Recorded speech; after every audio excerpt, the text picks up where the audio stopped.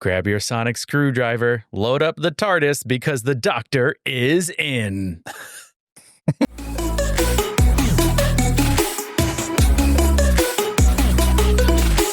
Hello, companions. I'm Derek. That's Noah.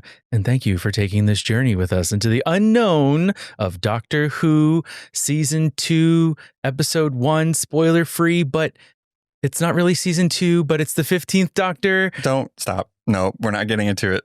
It's timey-wimey. Yeah, there's too many titles and too many numbers at this point. Very excited to talk about Season 2. We did Season 1, which... if you want to know all of our thoughts, just go back. And we did every single episode leading up to the finale. We did not cover the special, but if you want our thoughts, it was fine on that. Happy holidays. We need to get Derek's full reaction to the special, the Christmas special on Patreon or something. We will be doubling up our coverages of TV episodes. We're doing The Last of Us and Doctor Who. What's really funny is that they're both season 2s of shows that we've covered, but The Last of Us has taken this long to come out and it's met up with Doctor Who. So thank you, HBO and Disney, for doubling up the coverage. Happy April, everyone. So double the episodes for the weeks coming down the line. So make sure you're following us. Subscribe. That's how you get notifications of when those episodes drop. Absolutely. So let us officially take a spoiler-free bite of Doctor Who Season 2, Episode 1, The Robot Revolution, written by Russell T. Davies and directed by Peter Hoare. You know what's funny is Peter Hoare directed the Bill and Frank episode of The Last of Us. Get out of here. Really? Mm-hmm.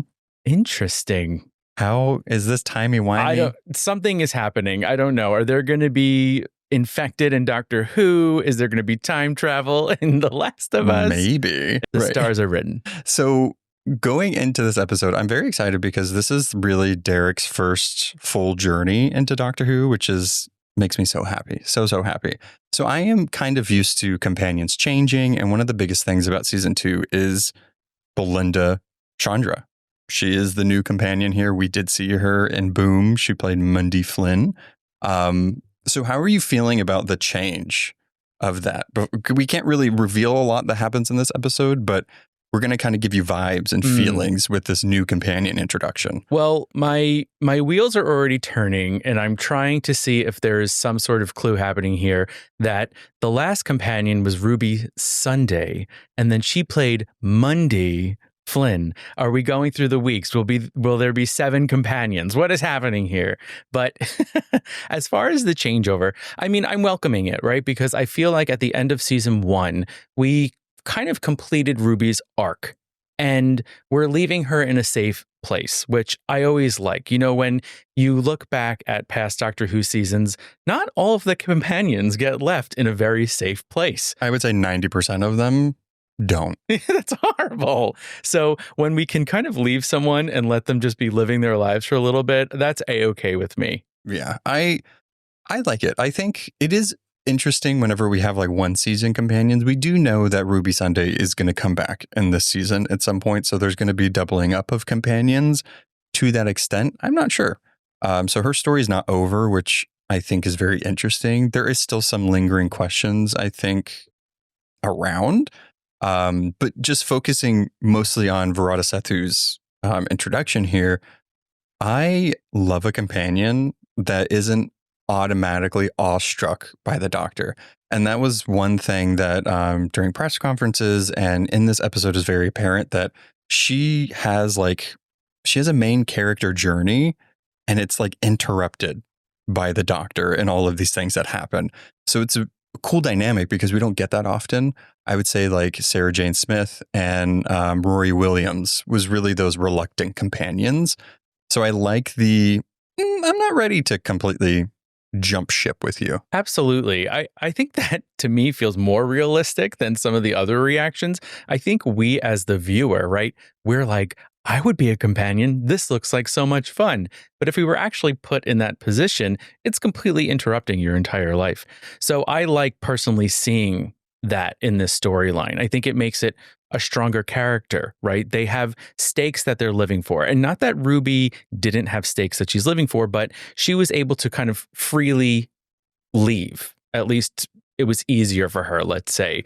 Whereas it feels like for Belinda, like you said, she doesn't want to be torn away from her life. She likes her life. She's working towards something. And she's starting a new shift on Monday. Exactly. So, she really, anyway, I'm trying to think of the timing of things. And I'm telling you, I'm already trying to connect things and we've only watched one episode. Sometimes in the show, there is coincidences. I said that odd. And not. So it's just a coincidence or it's intentional. So I like that those gears are turning because welcome to Doctor Who. I know. And so it's like, you don't want to put your eggs in a basket just yet, but it's hard not to.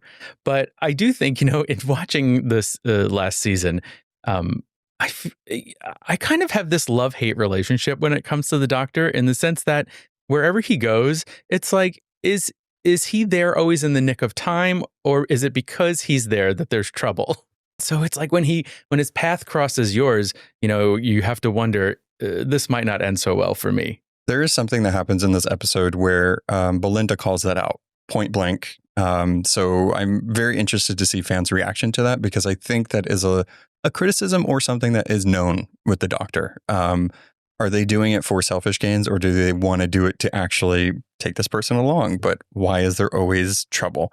It does make it hard because there is usually time in between episodes, but we don't see it. So really, we're only watching the climactic parts of their journey, and not they're just every day going to like a beach on some other planet. So that's kind of how the Doctor Who works. I'm curious, how long do you think this sort of unwillingness to be a part of this journey is going to last for Belinda? Well, something that is known but also becomes apparent in this episode is that even if she doesn't want to be with the Doctor, she has no choice. So one of the things that happens in this is he can't bring her back to when he took her from Earth. So that is the mystery. That's something that always happens. Or I would say if there's going to be like a season-long mystery, it's usually with the companion. So the companion's mystery is, why can't the Doctor take her back to Earth? Which is almost inverted what usually happens. So I think it's going to be, depending on how they play it, if Belinda has this understanding of like, it's not his fault, so we're in this, we have to figure it out, I think it will work. But if it's going to be every episode of like, you were supposed to take me home and you can't take me home, it's like, that could get a little old. But I think this character, Belinda, is very smart. I love her charm. I'm much more comfortable with her than I was with Ruby Sunday. Mm-hmm. And that's nothing to do with the actor. I just think it's the character themselves. I like that she is forward. She's a nurse. She cares for people. She's willing to do things that, she'll put herself on the line immediately.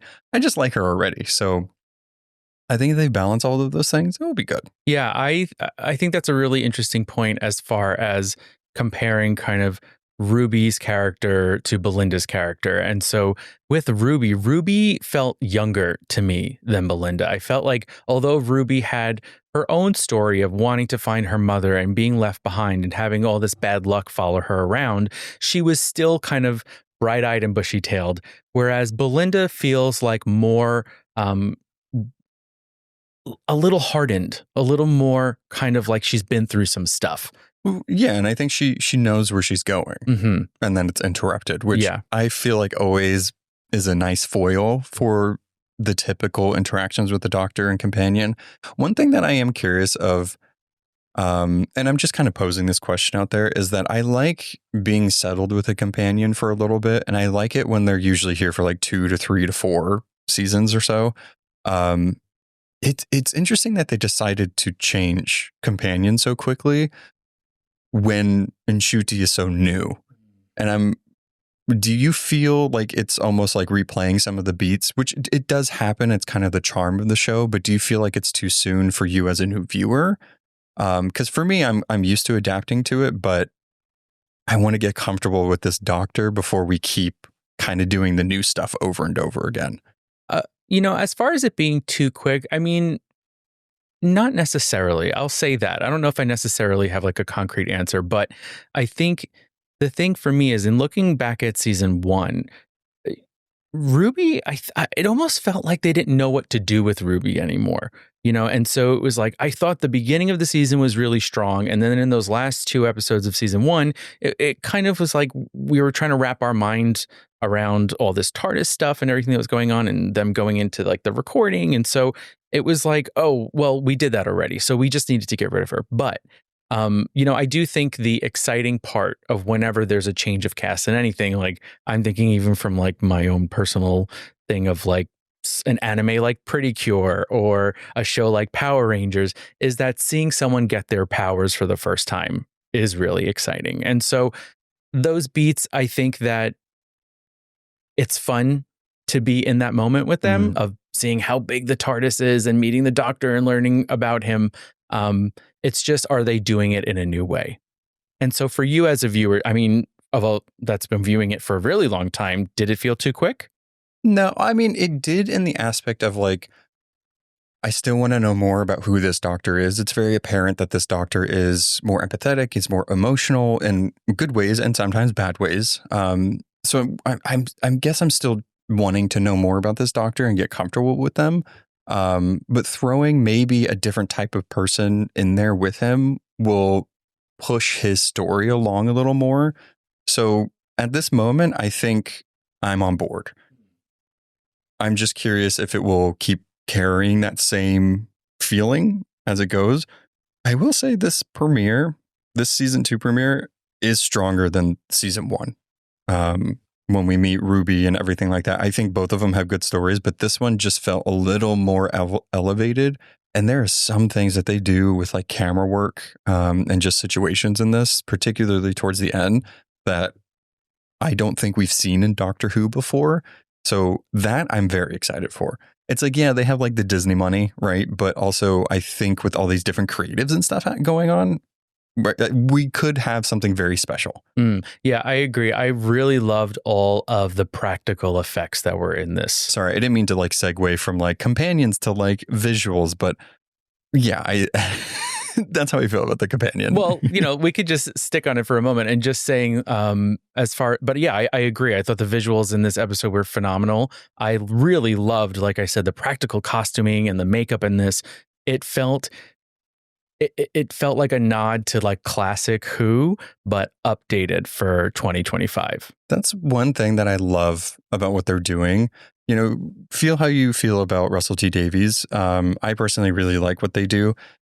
Again, let's see what happens in this season and if the Pantheon comes back. But like something that I like that they're doing with this new Who is they're using that practical, but then adding those special effects on them. So the robots that are in this, that kidnap Belinda, they're practical, right? But their faces change, which is obviously CGI, but it's such a nice detail that it feels old, but feels new at the same time. Mm-hmm. So as long as they keep that energy and understand that, which I think they do, it's going to be good. Like it's gonna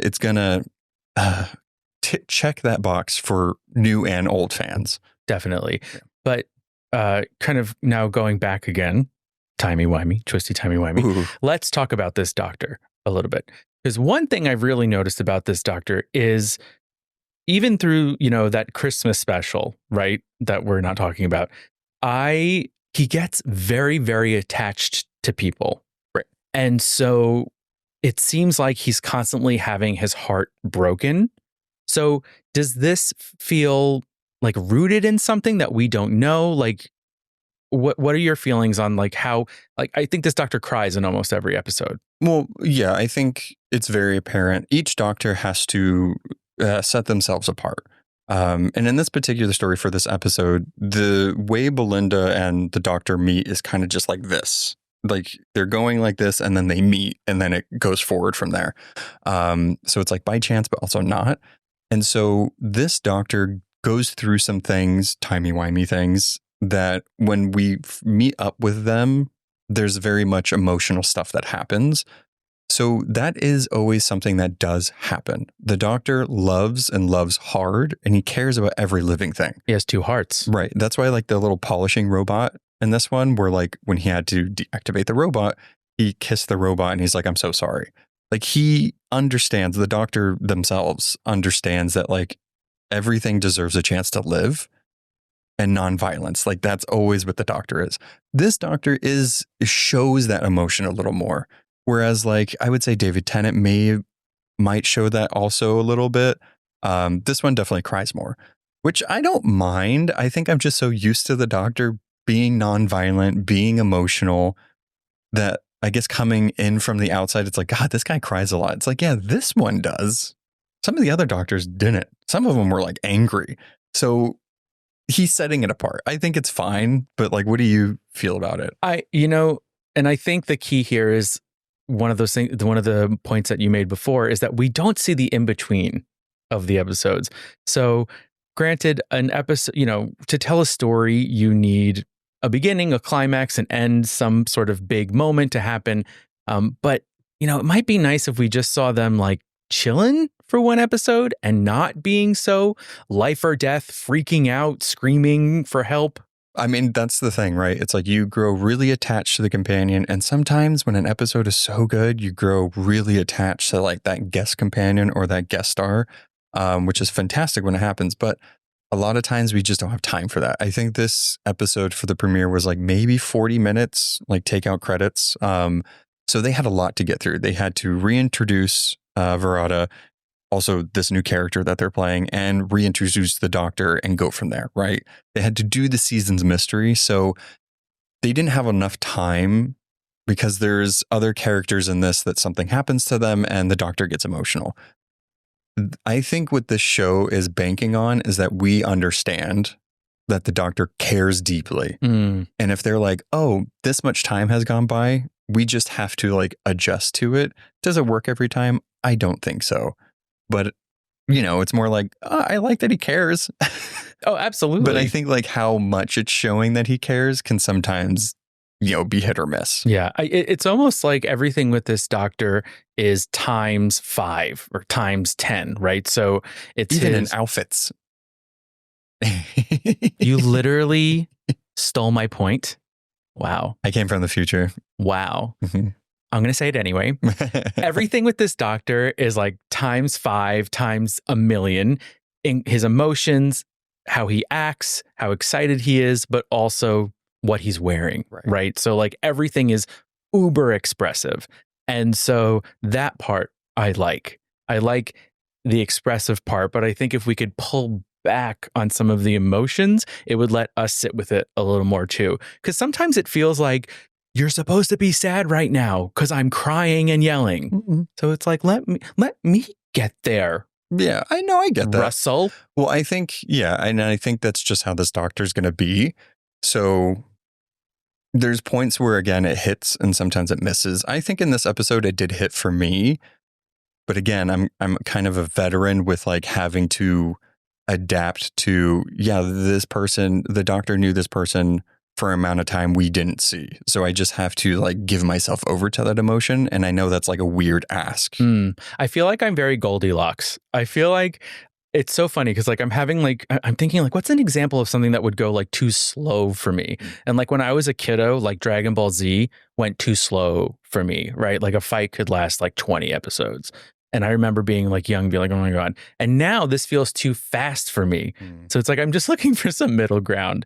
And to be fair, we have less episodes now. So we'll see. I think overall, though, like an introduction of a new companion, Russell T Davies coming back for a second time again, and Ncuti's second time being on here, I think they all did a good job. There was like a sense of comfortability and also elevation, I would say, in some of the writing. And I don't know if that's because of Peter Hoare and all the team, but I very much is more excited for this season than I was for the last season. And I was pretty excited for that one. I love Belinda already. I think like Millie Gibson was fantastic and she was like raising in the ranks for companions for me. But I think Belinda, just after this episode, like Ncuti and Varada Sethu are going to be competing for charm in this. And I'm quite excited for it. Yeah. And I agree. And I'm very much looking forward to, I feel like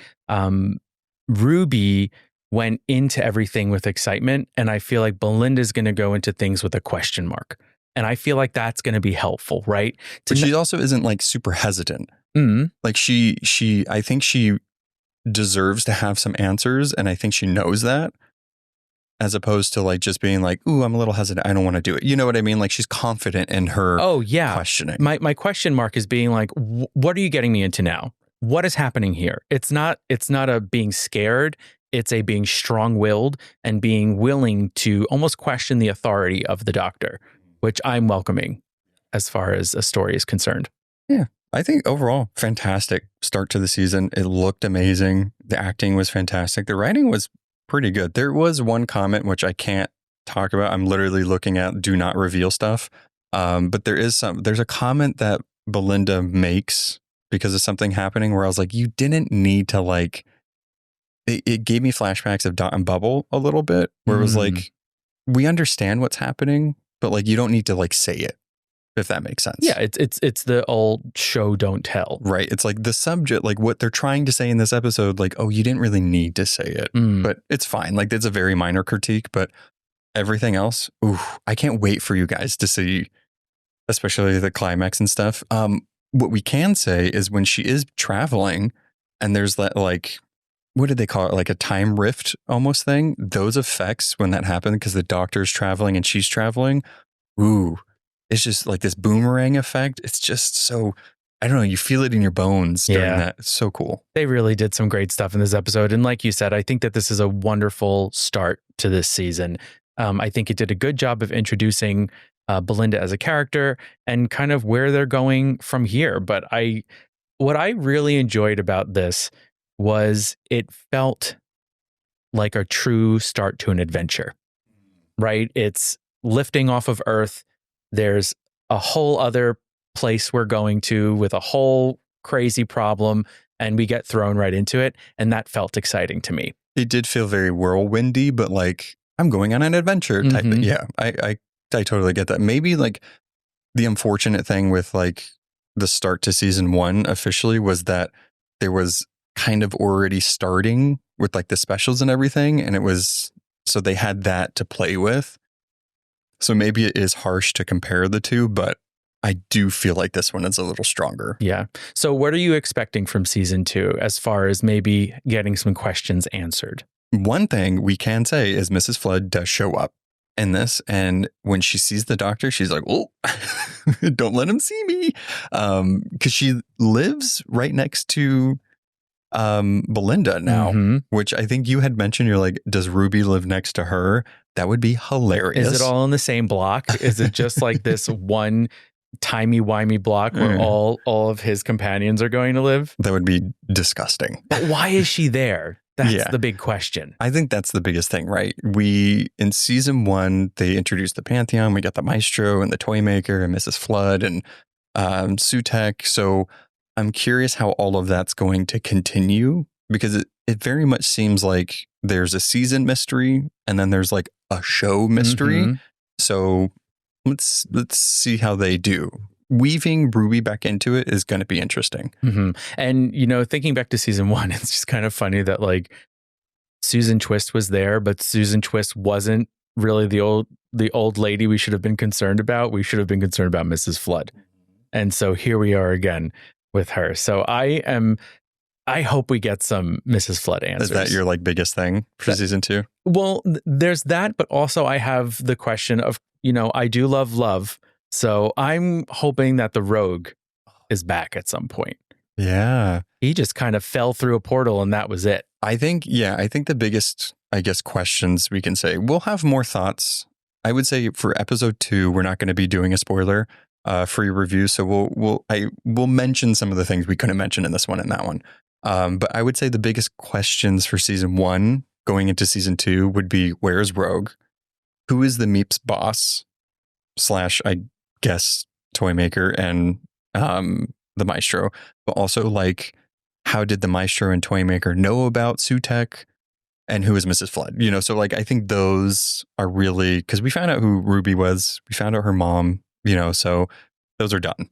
And are we still wondering where David Tennant's doctor is at this point? No.